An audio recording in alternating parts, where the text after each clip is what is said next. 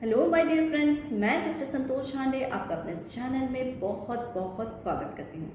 आज हमारी चर्चा का विषय है होम्योपैथी की एक बहुत ही अच्छी मेडिसिन और इसका नाम है डायस्कोरिया विलोसा। ये पेन के लिए बहुत ज़्यादा फेमस रेमेडी है। तो चलिए जानते हैं क्या है इसके यूजेस और क्या है इसके सिम्टम्स। यदि आप मेरे इस चैनल में नए हैं तो इसे सब्सक्राइब कर लीजिए और इस वीडियो को शुरू से आखिर तक ज़रूर से देखिए, क्योंकि मैं इस बारे में आपको बहुत ही अच्छी इन्फॉर्मेशन देने जा रही हूँ। डायस्कोरिया विलोसा का जिमीकंद या सूरन भी हिंदी में कहा जाता है और इसका यूज़ हम बहुत करते हैं। और ये जो मेडिसिन है ये आयुर्वेद में भी यूज़ की जाती है और बेसिकली इसे माना जाता है कि ये डिटॉक्सिफायर, यानी कि जो टॉक्सिन्स या पॉइजन सब्सटेंसेस हमारे शरीर में चले जाते हैं उनको निकालने में मददगार है। ये जो मेडिसिन है वो हिपैटो प्रोटेक्टिव ड्रग के रूप में भी जानी जाती है, यानी कि लिवर को प्रोटेक्ट करने वाली मेडिसिन के रूप में भी इसकी पहचान बनी हुई है। ये इम्यूनिटी को बूस्ट करती है और कोलेस्ट्रॉल को रिड्यूस करने में काफ़ी ज़्यादा यूज़फुल है। आयुर्वेद में इसका यूज़ जो है वो हार्मोन्स को बैलेंस करने में किया जाता है और इस बैलेंसिंग इस तरह से, जैसे मेनोपॉज होता है जहाँ एस्ट्रोजन की कमी हो जाती है, तो इसकी बैलेंसिंग में ये एक महत्वपूर्ण भूमिका निभाती है। पेट की बहुत सारी जो तकलीफ़ें होती हैं उसमें यूज़ किया जाता है, पर्टिकुलरली जो क्रैम्प्स होते हैं या ऐंठन होती है, मरोड़ होती है, तो उनमें डायस्कोरिया विलोसा बहुत ज़्यादा फ़ायदा करती है। चलिए हम इसके होम्योपैथिक यूजेस देखते हैं कि होम्योपैथी में ये किन किन रोगों में काम आती है और किस प्रकार से हम इसका फ़ायदा उठा सकते हैं। होम्योपैथी में बेसिकली इसका यूज़ पेन रेमेडी के रूप में किया जाता है। शरीर के विभिन्न भागों में, विशेष रूप से पेट में यदि दर्द हो, जिसे हम कोलिक बोलते हैं या एब्डोमिनल कोलिक बोलते हैं, उसमें बहुत अच्छा ये काम करती है। लिवर के विभिन्न रोगों में इसके यूज़ आता है और ये फ़ायदा पहुँचाती है। कॉलरा जैसी बीमारियां जिसमें नौजिया, वोमिटिंग, डायरिया, ये सारी तकलीफ़ें होती हैं, तो उसको दूर करने में भी सहायक है। कॉलेरा मोबस या कॉलेरा इन्फेंटम यानी नवजातों में होने वाले कॉलेरा के लिए ये एक अच्छी मेडिसिन है। जिन लोगों को पेट में बहुत ज़्यादा गैसेस बनती हैं और विशेष रूप से वे लोग जो कि चाय का बहुत अधिक सेवन करके अपना डाइजेशन को ख़राब कर लेते हैं और गैस से की समस्या से अक्सर पीड़ित रहते हैं, उनमें इसका यूज़ फंटास्टिक है। रूमेटॉइड आर्थराइटिस, जो कि एक ऑटो इम्यून डिजीज़ है यानी स्वतः पैदा होने वाली बीमारी है, और उसमें जो जॉइंट्स में बहुत ज़्यादा पेन होते हैं तो उनको दूर करने में काफ़ी अच्छा इसका यूज़ है। मेंस्ट्रुअल क्रैम्प्स, यानी कि जिन लोगों को का मासिक धर्म के समय बहुत ज़्यादा पेट में दर्द रहता है और तो उनमें ये काफ़ी ज़्यादा अच्छा कार्य करती है।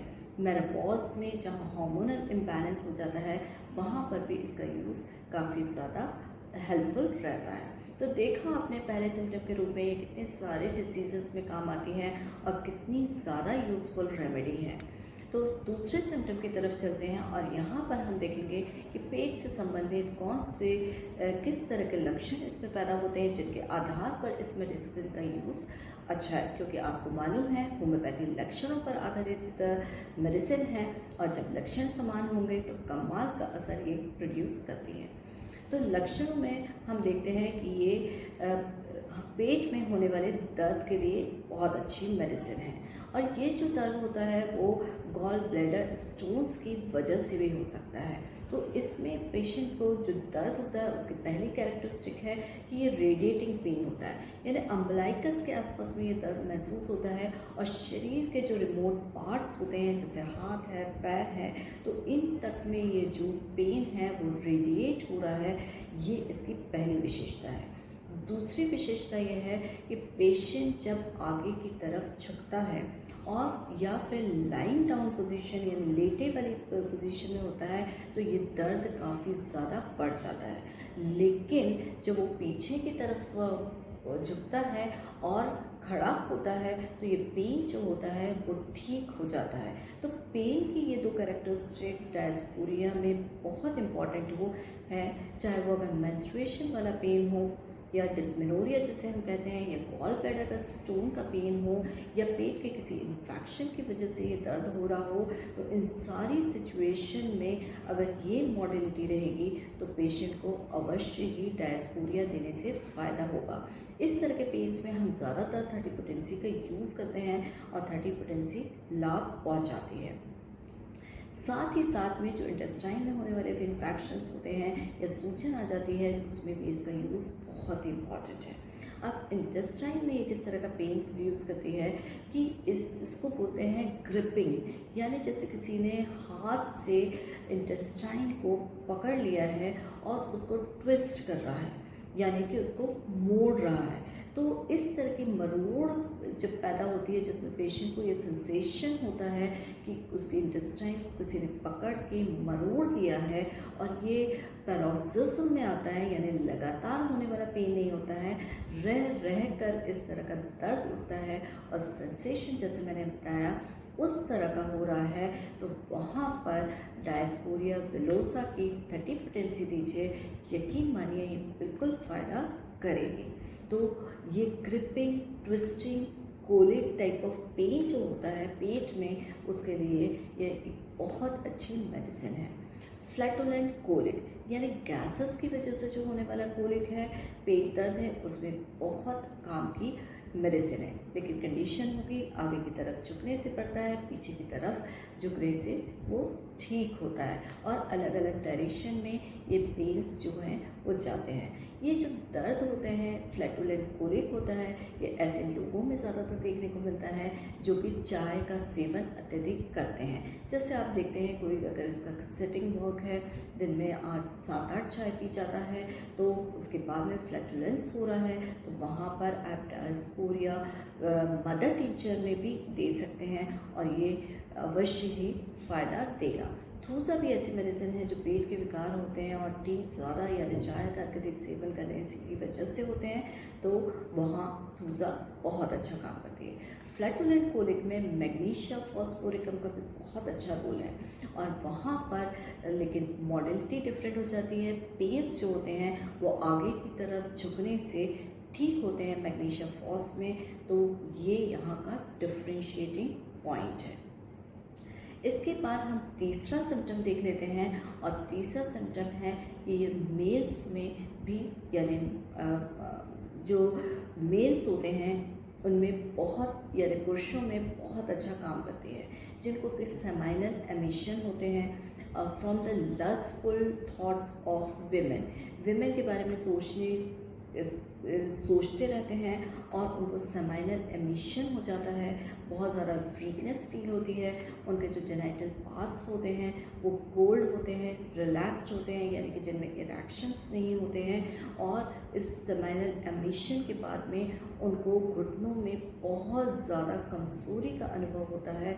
तो इस स्थिति में आप डायस्कोरिया विलोसा का मदर टिंचर में इस्तेमाल करिए, ये बहुत फ़ायदा देगा। अब चलते हैं चौथे सिम्टम की तरफ, और ये बात कर लेते हैं फीमेल्स की।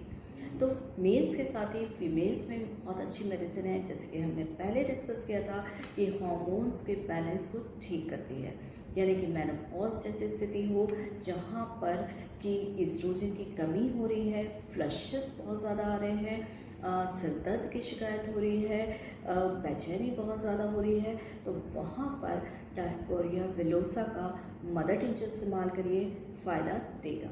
दूसरा डिस्मेनोरिया, यानी कि मासिक धर्म के समय अगर दर्द की अनुभूति होती है तो वहाँ पर डायस्कोरिया विलोसा मदर टिंचर में 7-8 बूंद थोड़े से पानी के साथ में दिन में 3 बार लेंगे तो ये फ़ायदा ज़रूर से देगा।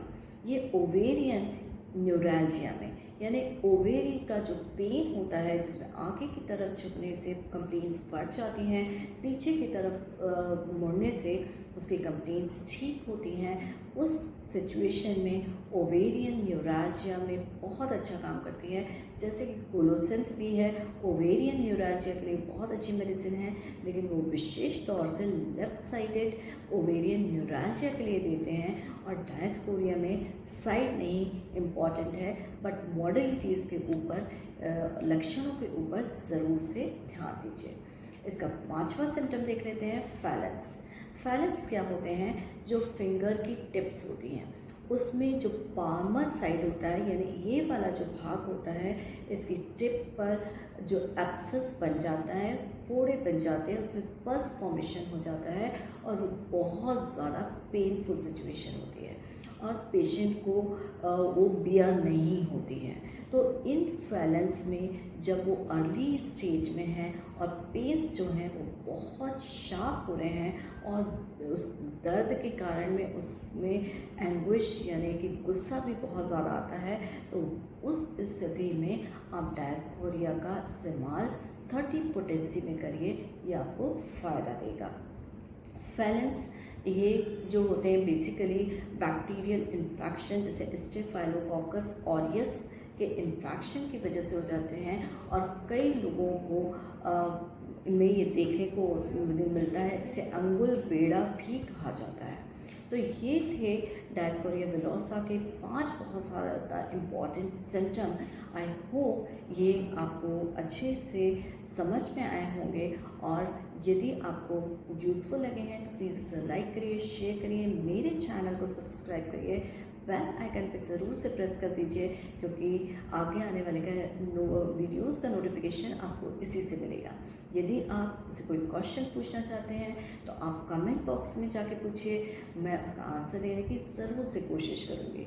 और यदि आप मुझसे लाइव कंसल्टेशन चाहते हैं अपनी किसी भी स्वास्थ्य समस्या के लिए, मुझसे प्रिस्क्रिप्शन चाहते हैं, तो आप मध्य प्रदेश गवर्नमेंट का आयुष श्योर ऐप है उसके ऊपर जाइए और वहाँ पर मेरा अपॉइंटमेंट लीजिए। निर्धारित समय पर आपके पास कॉल आएगा और आप अपनी समस्या का समाधान ले सकते हैं। इस वीडियो को बनाने का उद्देश्य होम्योपैथी को ज़्यादा से ज़्यादा पॉपुलर बनाना है क्योंकि ये एक इफ़ेक्टिव सिस्टम ऑफ मेडिसिन है जहाँ मेडिसिन चीप होती हैं और सभी आयु वर्ग पर समान रूप से काम करती हैं और साथ ही में कोई भी साइड इफ़ेक्ट्स प्रोड्यूस नहीं करती। इसी के साथ stay healthy with homeopathy. Thank you.